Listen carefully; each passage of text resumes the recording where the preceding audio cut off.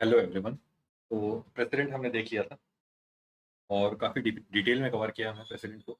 और executive function, pardoning power, veto power और ordinance making power. ठीक है, इम्पीचमेंट प्रोसेस हो गया और इलेक्शन कैसा होता है, सब कुछ हमने अच्छे से देखा है।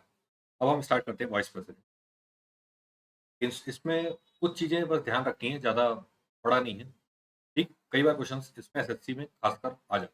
ठीक, तो vice president of India is the second highest constitutional office. ठीक है, पहला कौन सा है पता ही है, प्रेसिडेंट है। Second vice president. ठीक, और he serve for the term of 5 year.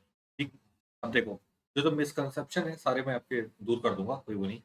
But he can continue in office irrespective of expiry of the term until his successor assumes the office. जब तक चुनाव नहीं होगा वाइस प्रेसिडेंट का, तब तक वो ऑफिस में बना रहता है। तो नॉर्मल सी बात है। ठीक, जब तक वैसे भी जैसे इलेक्शन कमीशन है, वो पहले ही जब रिटायरमेंट टाइम आता है, 5 ईयर्स जब क्लोज टाइम आता है, उसके पहले 6 महीने पहले ही तैयारियां चालू कर देता है प्रेसिडेंट और वाइस प्रेसिडेंट के इलेक्शन के लिए। ठीक, नेक्स्ट देखते हैं duties. The constitution is silent. ध्यान रखना है ये वर्ड। ठीक, ऐसा लगता है बहुत इलेबोरेटेड करके दिया होगा, but constitution is silent on who performs the duty of vice president. ठीक, when the vacancy occurs in the office of vice president of India। ठीक, ये बहुत बड़ी बात है, पता है। जब भारत में प्रेसिडेंट नहीं होगा, ठीक, प्रेसिडेंट नहीं होगा मतलब डेथ हो गई, वैकेंट हो गई सीट, ठीक, या फिर इम्पीचमेंट हो गया, कुछ हो गया, उस समय चार्ज ले लेगा आपका वाइस प्रेसिडेंट प्रेसिडेंट का। ठीक, और अगर वाइस प्रेसिडेंट भी नहीं है तो CJI, chief justice of India जो है, वो चार्ज लेगा प्रेसिडेंट का। ठीक, अभी यहाँ पे बात क्या हो रही है, फिर से पढ़ोगे तो constitution is silent on who performs the duty of vice president when that vacancy occurs in the office of vice president. ठीक, तो वाइस प्रेसिडेंट की में जब वैकेंसी आती है, ठीक है, सीट अगर वैकेंट है, तो इसका चार्ज कौन लेगा, ये कॉन्स्टिट्यूशन में कहीं नहीं लिखा है। ध्यान रखना है। ठीक, अगर वो सीजीआई का ऑप्शन दे रहा है तो गलत है। ठीक, कॉन्स्टिट्यूशन बता ही नहीं रहा है। ये चीजें आपको समझ के चलनी है। Before the expiry of term और when the president acts as president of India, vice president act as president of India, मतलब किसी भी एक तरीके से अगर वाइस प्रेसिडेंट की सीट वैकेंट हो रही है, तो उसका चार्ज कौन लेगा ये हमें नहीं पता। इंडियन कॉन्स्टिट्यूशन को में भी नहीं लिखा है। ये चीजें ध्यान रखना, अपने मन से सीजीआई या फिर कोई और इधर उधर का मत मार देना। ठीक, the only provision in the constitution with regard to vice president function is the chairperson of council of state। बहुत बड़ी बात है, बार बार क्वेश्चन आता है। राज्यसभा का चेयरमैन होता है, मेन जो फंक्शन है, जो उसको सैलरी जो मिल रही है, वो it is due to the chairman of Rajya Sabha. ठीक है, which is perform during the period of such vacancy bye deputy chairman. अब देखो, ऑफ राज्यसभा और any other member of Rajya Sabha authorised by president of India. अब चीजें समझो क्या हो रहा था। यहाँ लिख देता हूँ, वाइस प्रेसिडेंट है। ठीक, अगर वो प्रेसिडेंट बन गया, ठीक, वो अगर प्रेसिडेंट बन गया, ठीक है, प्रेसिडेंट की डेथ हो गई या कुछ हो गया, तो वाइस प्रेसिडेंट की सीट खाली हो जाएगी, वैकेंट हो गई। ठीक, लेकिन प्रेसिडेंट की सीट कभी खाली नहीं हो सकती। प्रेसिडेंट की सीट कहीं ना कहीं से फिल हो जाएगी। ठीक, वाइस प्रेसिडेंट की अगर अवेलेबल नहीं है तो सीजीआई आके को फुलफिल कर देगा। मतलब भारत में प्रेसिडेंट किसी ना किसी टाइम पे, किसी भी टाइम पे ऐसा नहीं कि प्रेसिडेंट ना हो इंडिया में, होगा ही प्रेसिडेंट। लेकिन वाइस प्रेसिडेंट की सीट अगर खाली है तो वो वैकेंट हो सकती है। ठीक, बट अगर राज्यसभा के चेयरमैन की बात है, राज्यसभा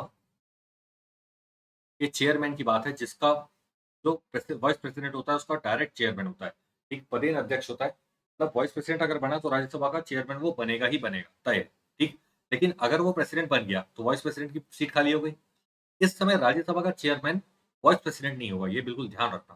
ठीक है, सिचुएशनल क्वेश्चंस आते हैं। ठीक है, क्या वाइस प्रेसिडेंट अगर प्रेसिडेंट है तो राज्यसभा का अध्यक्ष चेयरमैन कौन होगा, तो वो या तो डिप्टी चेयरमैन हो जाएगा। ठीक है, डिप्टी चेयरमैन को बना देंगे राज्यसभा का चेयरमैन, या फिर कोई भी राज्यसभा का मेंबर जो इसको प्रेसिडेंट अथॉराइज करे। मतलब चेयरमैन ऑफ राज्यसभा की सीट भी खाली नहीं हो सकती। ठीक, वाइस प्रेसिडेंट की सीट बस खाली हो सकती है। ठीक, नेक्स्ट देखते हैं इलेक्शन। अब मैं पहले आपको बता चुका हूँ, इलेक्टोरल कॉलेज जो बनता है वाइस प्रेसिडेंट का, वो कैसे बनता है। इम्पीचमेंट जो हुआ था प्रेसिडेंट का, ठीक है, प्रेसिडेंट का जो इम्पीचमेंट होता है उसका जो इलेक्टोरल कॉलेज होता है वही इसके इलेक्शन का इलेक्टोरल कॉलेज होता है। डायरेक्ट लिंक है, याद रखना। ठीक।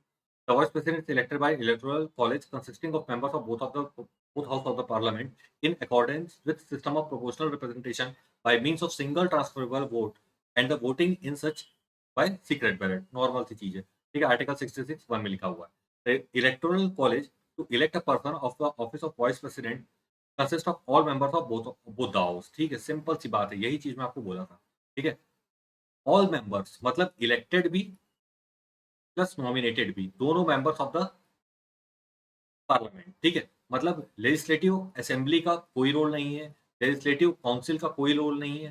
ठीक है, और आपका जो यूटी है, union territory of Delhi, Puducherry, इन सब का कोई रोल नहीं है, एकदम ध्यान रखना।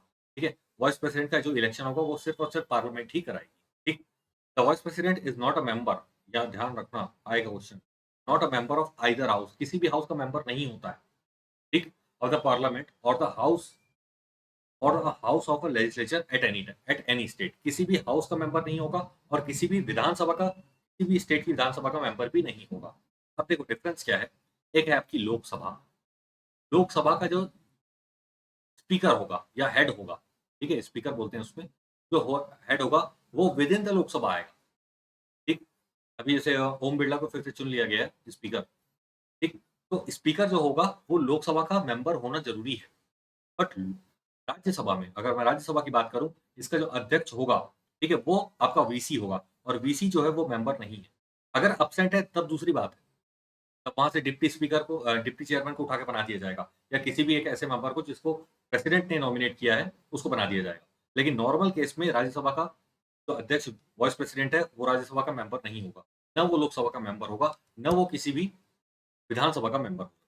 ठीक, if a member of either house of the parliament or of house of the legislature of any state is elected as vice president, अगर elect हो गया, he is deemed to vacate his seat in that house on date he enters the office of vice president। जिस date पे भी अगर है, मान लो वो लोकसभा का मेंबर है, ठीक है, और उसको हमने बना दिया वीसी, वीपी, वाइस प्रेसिडेंट बना दिया हमने, ठीक, तो उसी दिन उसको अपनी सांसद की कुर्सी को छोड़ना पड़ेगा।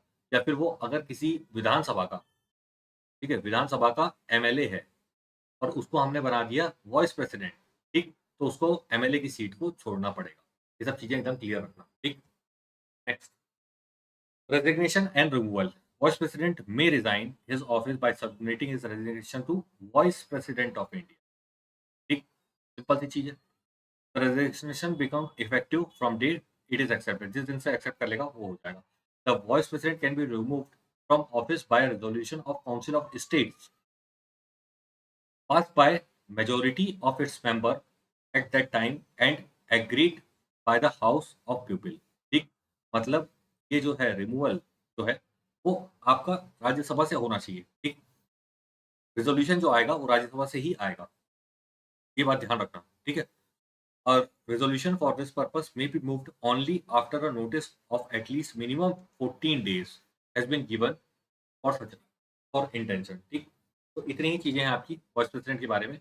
रेजिग्नेशन देगा वो, प्रेसिडेंट ऑफ इंडिया को रिमूवल करना है तो काउंसिल ऑफ स्टेट में आएगा, मतलब राज्यसभा में उसका रेजोल्यूशन आएगा। ठीक है, और वो मेजोरिटी पास होना चाहिए, और and that should be agreed by Lok Sabha. ठीक, चेक करने के लिए, मतलब अगर इंस्पेक्शन हाउस रहेगा लोकसभा।